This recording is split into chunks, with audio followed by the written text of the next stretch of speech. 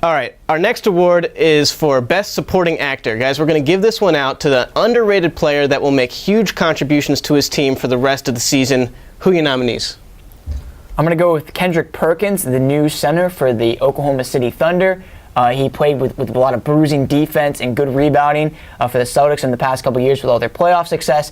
And now he's on the Oklahoma City Thunder. He fills a big need for them, which is someone down low, and I think he'll propel them to a lot of playoff success. Before this trade, they were kind of in the middle of the playoff pack, but now after this, I think they're one of the main contenders there in the Western Conference. Yeah, I think that's a good one. I'm taking Manu Ginobili as the ultimate X factor here. Manu Ginobili has been underrated ever since he came in the league, and nothing's really changed there. He really runs this offense more so than a lot of people think. He's always cutting, always moving, and that's what this offense runs around. I think if the Spurs are going to make good on their number one seed, which I think they're going to get, it's going to be up to Manu Ginobili in the playoffs. Yeah, I think I'm going to go with Pete on this one. The Bradley's going to Kendrick Perkins.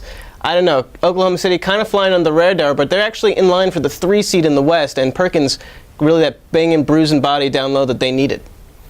All right, our next award is for Best Actor. We're giving this one out to the most valuable player in the NBA season. Guys, who's your MVP right now?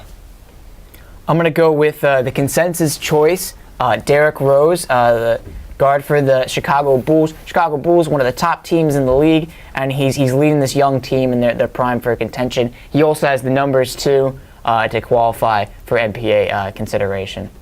Yeah, I think that is a consensus pick. I'm going to go a little against the grain here. And also, we're talking about underrated players. LeBron James, underrated, I don't know what you're going to say, but LeBron James scoring 26 points. We're getting comments in the background here, but LeBron James, 26 points, 7.5 rebounds, 7 assists. He leads Derrick Rose in all those categories except for assists, and he's only 0.5 back in assists. He also leads him in steals. He's shooting the same percentage from three-point land. I got LeBron James, statistically definitely the best player right now in the NBA. I'm sorry, Dave. I'm going with Pete. I like D Rose a lot. We have to mention D Rose's team hasn't been healthy all year. Carlos Boozer, Joakim Noah, they've missed games together, haven't really played. We don't even know what this Bulls team is even capable of, but D Rose has them winning games no matter what. So I'm going with Derrick Rose. And not only that, I mean, come on. LeBron James, in this day and age. How to do it. All right, our last NBA Bradley is for Best Picture, given to the best team in the NBA right now. What ball club deserves the award? I'm going to go with the old favorite, the San Antonio Spurs. They have the experience winning 4 titles in the past. They have most of their core from that. Tim Duncan, Manu Ginobili, Tony Parker. They have some new faces on there. George Hill, DeJuan Blair, Tiago Splitter. I just think they're just a really deep team. And, of course, they're coached by Greg Popovich. They're just a really solid team. They are the ultimate team mentality. And I think they're gonna get to the finals there. Yeah, it's a wide open field, but my nomination for this, Bradley, for Best Picture is going to go to the Chicago Bulls, and hopefully I get back on the good side of you Bulls fans out there. But I think the Bulls are going to be a really, really tough out in the playoffs. Not to say that Derrick Rose is better than LeBron James, but I still think that the Bulls are a great team. They have the defense led by Tom Thibodeau. They have the inside force that Boston is sort of lacking now without Kendrick Perkins. So I'm taking the Bulls as the toughest out. I think a lot of teams will be out there, though. It's going to be a pretty interesting playoffs for sure. Yeah, it's a really good one. This is probably the one that tore the Academy, apart the most. I'm going to go with the Bulls, mostly because I'm a D Rose fan, and I think they've been playing well. And plus, we don't even know what they're going to be like when they get Noah and Boozer together, so it'll be a good one. All right, March Madness is less than 2 weeks away, so we're going to be giving out some Bradleys to our favorite potential bracket busters. The first award goes for Best Makeup, which was given to Wolfman at last Sunday's Oscars, but this week it's given to the NCAA team best suited to make a run in the NCAA tournament. Guys, who are your nominees for the Bradley? I'm going to go with the best team in the Power Conference, the Big East, Pitt. Their lineup is great. Gilbert Brown, Ashton Gibbs, Jerry McGee, Brad Wanamaker. They're just a solid, really decent team, and they're going to really bruise their way through the tournament. I mean, with Gilbert Brown and Brad Wanamaker, they really have the senior leadership, and I think they're primed to make a run. Yeah, Pitt's been good all season. I think I'm taking Duke on this one. They're battle-tested. They're the reigning champions. They have only 3 away losses. They haven't lost at home, and all those away losses have been tough and in tough places. I think Duke has, they're balanced. They have Nolan Smith outside in the point guard position. They have Kyle Singler playing the wing, and they have Mason Plumlee down low, and his brother Miles Plumlee also down there. They're pretty balanced. They have Coach K behind them, and I'm not going to bet against them in this NCAA tournament. I can't pick Duke. Come on. I'm going with Pitt, and I'll tell you, there is a reason behind it. I know Duke was national champions last year, but they've had a pretty easy run in the ACC, not nearly as strong as the Big East. I think Pitt is going to benefit from being battle-tested in that Big East. They play a lot of tough games, and they've won a lot of tough games on the road.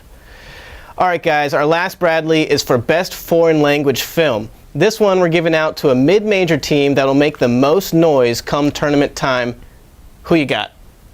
I'm going to go with the Final Four underdog from a couple years ago, George Mason. George Mason has been on a tear lately. They've won 16 straight in their conference, the Colonial Association.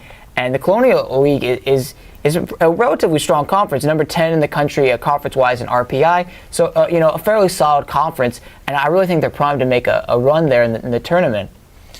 Yeah, I'm taking the winner of the Southern Division. It's a little bit of a cop-out, but I don't know who's going to win exactly. They still have to play the tournament, still decide who goes to the NCAA tournament. Southern Division is made famous by Davidson a couple years back in their long run with Stephen Curry. They're back again this year. I'm taking Wofford or Charleston Cougars. Both are very good teams. They've proven themselves in the out-of-conference and in-conference schedule. They're both led by 20-point scorers in Noah Dahlman and Andrew Goodlock. I like this team. They're a little bit more of a bracket buster to me than George Mason is after the recent success, and they're a little bit more underrated. They're projected to be a 13 seed against a team like Florida. It'll be around Florida. It'll be in Tampa. So I think they can make that upset from the 13 position and go a couple rounds. College of Charleston has been a team that has been known to upset. They beat UNC last year when they were ranked about 5th in the nation. And only like a 2-point loss this year, I believe. Right, yeah. And Wofford, another good team, lost to Wisconsin in the first round last year. I'm going with Dave. I'm a big fan of the Southern Conference. And George Mason, they're getting votes in the top 25. Hard to say that they're a bracket buster when they're being nationally ranked. All right, guys, that's it for the Bill Bradleys and the Bracket Busters, but we need to give out some awards for athletic failure. We call them the Havards, a friendly dig at a friendly rival up in Cambridge, celebrating losses since 1875. Guys, our first Harvard is for worst picture, given to the worst team playing right now. Who gets the Harvard on this one? It's almost too easy, but I'm going to have to go with the LeBron James-less Cleveland Cavaliers. I mean, you got to harp on Cleveland. I feel bad because it's such a wonderful city, but 26-game losing streak. I mean, come on. I don't know if there's a worse team playing out there in any of the sports right now. I'll top you on your 26-game losing streak and take you to 310. The Caltech Beavers. 310-game losing streak, 26 years in a row in conference. I'm taking the team they lost to because, the transitive property, they lost to them. They're worse. I'm taking Occidental breaking the losing streak of Caltech. I think they're the worst picture. They're our version of the Razzies, the Harvards, and I'm going to put them up for nomination. Caltech's coach, Dr. Oliver Esslinger. When you have a doctor as your coach, I don't know. I think there's something wrong with it. You got a problem. Better watch out, Dave. You're going to get a lot of angry emails from all those Occidental fans out there. That is a good one, but I'm going to go with Pete simply because Cleveland hasn't won anything in a very long time. Well, at least give them the pleasure of winning a Harvard. Okay. So I'm going with the Cleveland Cavaliers and the LeBron James-less team. All right, our next Harvard is for Worst Actor, awarded to the most disappointing athlete. Guys, who are your nominees for the Harvard? I'm going to go with the New Jersey Devil, Ilya Kovalchuk. 15 years, $100 million contract. It was originally 17 years, and then he comes out and he's only in the 63rd in the league in points scored. A complete disappointment for a team that's been an utter disappointment this season. The Devils have been playing better lately in the league, but still, 15 years for a guy who's not even in the top 20 in points scored, not acceptable. Yeah, I was looking at NBA for this in terms of which is my most disappointing players. There's a bunch out there. Brandon Roy, for instance, maybe, he's been injured. A disappointment, probably. I think he's a good pick, but I'm actually going to go with Brook Lopez. A little bit of a homer pick. I am a Nets fan, but Brook Lopez, he got picked for the FIBA World Championships for the USA team. He was supposed to be the big hope in the center position behind Dwight Howard, have some players out there. It's really been a diminished position since Yao got hurt and Shaq diminished as well. He was supposed to come up there. This was supposed to be his season, his third year, and it really hasn't happened. He's averaging 18.8 points per game, which is good, but not really for him. I think he can do more. The bigger problem is the rebounding. He's averaging 5.9 rebounds, down from 8.7 last year. When you're a 7-foot-tall center and you want to call yourself the second best center in this league, you're going to need to rebound more than 6 times per game. Yeah, I'm going to go with Dave on this one. Brook Lopez needs to step his game up, especially now with the acquisition of Darren Williams for the Nets. It's a team that could surge, and he hasn't been playing like the franchise center he was made out to be. All right, guys. Our last Harvard is for worst director, given to the coach or GM who is doing the worst at his job. Who you got? I'm going to go with the coach for the Detroit Pistons, John Kuster. Again, if you can't get your team together for a normal shoot-around, if you have players laughing at you on the bench while you're getting ejected from a game, you have no control of that team, and you really don't deserve to be head coaching an NBA team. Yeah, my gut reaction to worst director was Donald Sterling, because I think everyone thinks of him when they think of terrible owners or GMs. But I'm going with Donald Sterling's coach, Vinny Del Negro. I think he got a lot of hatred in Chicago. They kicked him out there, even though they made the playoffs. I've taken Vinny Del Negro. The team is 22-40 right now. He's coaching the Clippers, and they're a lot better talent-wise than that record, and that's really the mark of a coach. Can you get your talent to play up to their level? And I think this Clippers team has blatantly not been doing it. When you have DeAndre Jordan, Blake Griffin, Aminu, Bledsoe, Chris Kaman, you need to have more than 22 wins for this team, even if it is the Clippers and even if you're owned by Donald Sterling. I think I'm going to go with Pete on this one. I think the Clippers, their losses have a lot to do with their youth. A lot of those guys are 24 and younger. For a veteran team like the Pistons to just revolt against their coach, John Kuster, not even show up to a shoot-around, that's not good news. All right, guys, now it's time to close the gate where our panelists give their final thoughts for the week. Yeah, so I'm going to talk a little bit about the combine here. So this past couple of days, Cam Newton showed up, and he had a lot of hype behind him, but he had a really terrible performance, going 11 for 21, showing that he is extremely inaccurate, as we all saw in the national championship game. Yet inexplicably, he has moved into hype-wise into the top 5 in the draft.